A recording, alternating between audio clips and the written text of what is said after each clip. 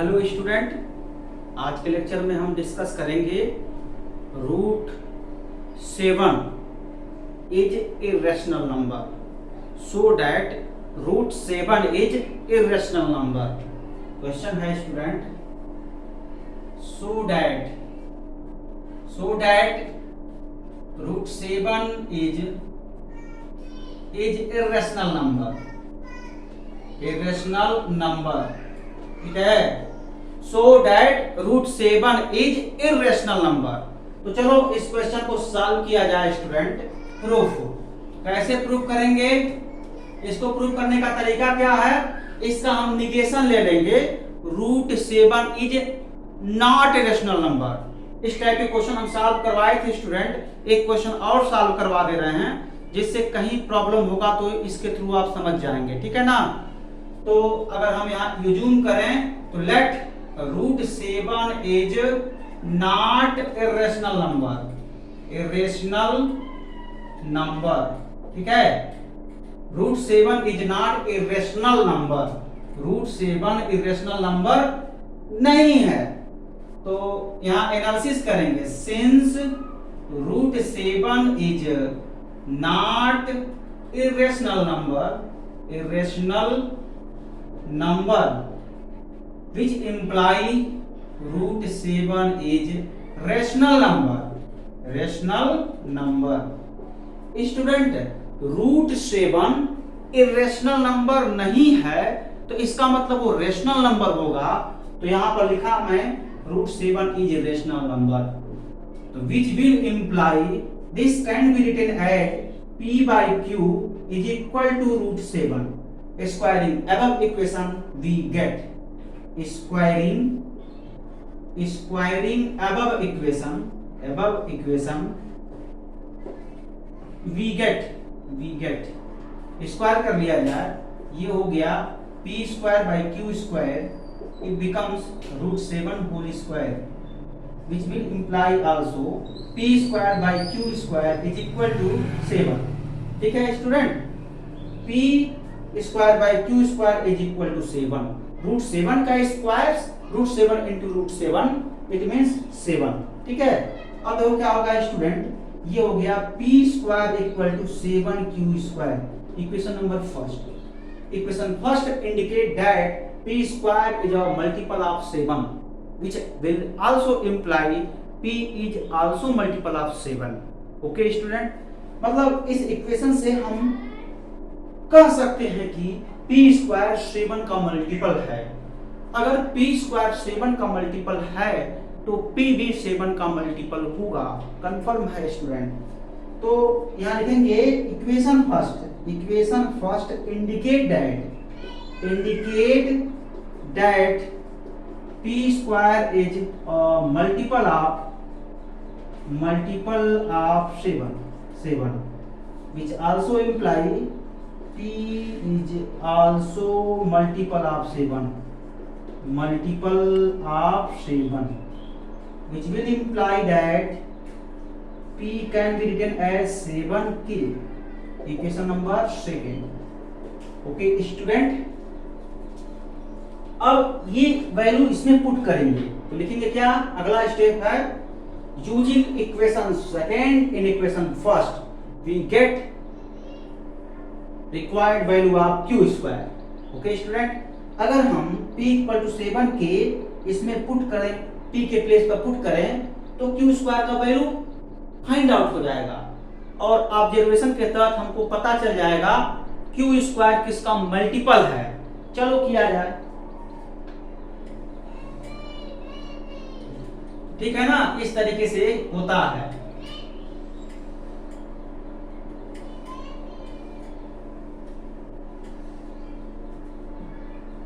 अब देखो 7k whole square is equal to 7k whole square equal to 7q square. यहां bracket में लिख सकते हैं using equation second in equation first. Equation second को फर्स्ट में यूज कर लेते हैं स्टूडेंट, तो पता चल जाता है कि ये 49k square it becomes 7q square. which will imply q square is equal to 7k square. Equation number third.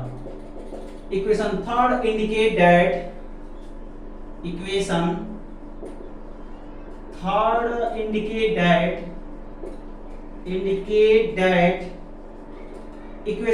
indicate that q square is also multiple of q square is also multiple of 7. Okay student, देखो ना, equation third को हम observe कर रहे हैं तो जो q square है 7 का मल्टीपल है, ठीक है।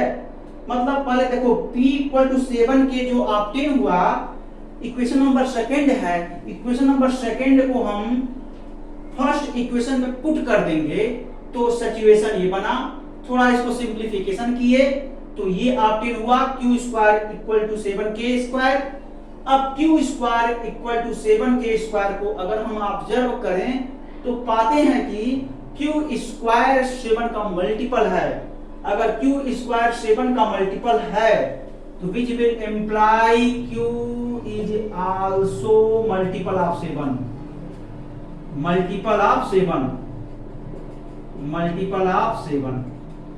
q जो है 7 का मल्टीपल होगा, ठीक है, q 7 का मल्टीपल होगा। तो अब देखो विच विल इम्प्लाई q 7 का मल्टीपल है, q is equal to 7k, ऐसे लिख सकते हैं। अच्छा स्टूडेंट, एक बात और आप जान लो, अगर q 7 का मल्टीपल है तो 7 q को डिवाइड कर देगा। q 7 का मल्टीपल है तो 7 q को डिवाइड कर देगा, पक्का डिवाइड करेगा, ठीक है, ये बात मैं कह रहा हूं। तो ये लिखो चाहे ना लिखो, वो अंडरस्टूड है, कोई दिक्कत नहीं है। अगर आप लिख भी दे रहे हो तो आपका नंबर नहीं कटेगा, नहीं लिख दे रहे हो, नहीं लिख रहे हो तो भी काम चल जाएगा कि q is also multiple of 7। अगर q 7 का मल्टीपल है it means that 7 is divide q, 7 q को डिवाइड करेगा। अगर 7 q को डिवाइड करेगा this can be written as q equal to 7k by using division algorithm theorem. Division algorithm theorem से ये बात हम कह सकते हैं q equal to 7k। Okay student, अगर 7 q को डिवाइड करता है तो डिवीजन एल्गोरिथम थ्योरम से हम कह सकते हैं q इक्वल टू 7k, ठीक है। बात समझ में आ रहा है ना, इस तरीके से हम बोलते हैं।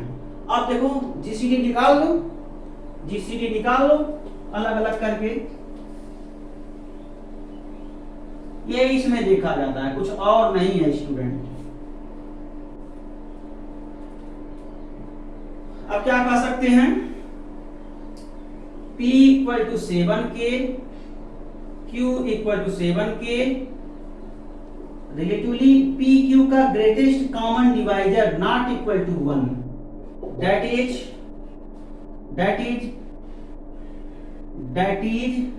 GCD of P and Q equal to 7k not equal to 1।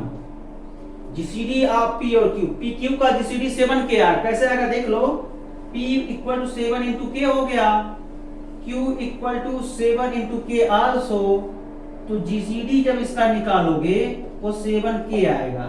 निकालने आता है ना GCD, ग्रेटेस्ट कॉमन डिवाइजर, जिसको आप लोग हाईएस्ट कॉमन मल्टीपल कहते हो। Highest common multiple greatest common divisor same होता है, वो देखो 7k आया और 7k 1 के इक्वल है नहीं, तो इसलिए स्टूडेंट हम ये कह सकते हैं कि जब PQ का GCD 1 नहीं आ रहा है तो हम कह सकते हैं कि PQ रिलेटिवली प्राइम नहीं है। जब PQ रिलेटिवली प्राइम नहीं है तब हम कैसे कह सकते हैं कि √7 रेशनल नंबर है। ये कहना बिल्कुल एब्सोल्युटली रॉन्ग है, ठीक है। तो ये बात आप लोग ध्यान में रखेंगे, लिखेंगे therefore √7 is irrational number।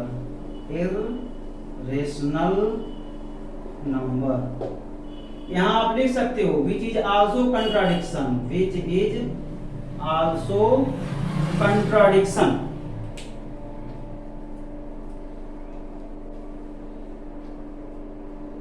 which is also contradiction,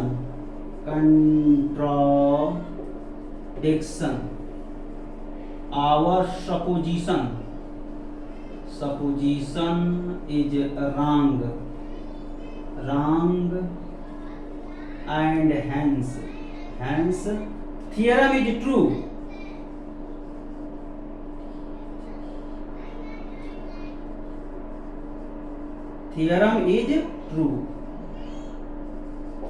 समझ में आया? Which is also contradiction, our supposition is wrong and hence theorem is true, therefore root 7 is irrational number. ठीक है, इतना आप लोगों को कंप्लीट करना है। तो इस टाइप के मैं 3 क्वेश्चन करवा दिया स्टूडेंट, कुछ क्वेश्चन आप लोग सॉल्व करेंगे, मैं दिया भी था सॉल्व करने के लिए। अब अगले लेक्चर में हम नोट देंगे अगले टॉपिक का 1 बाय 1 करके, अल्टरनेट करके वीडियो और नोट देते रहेंगे। Okay student, thank you.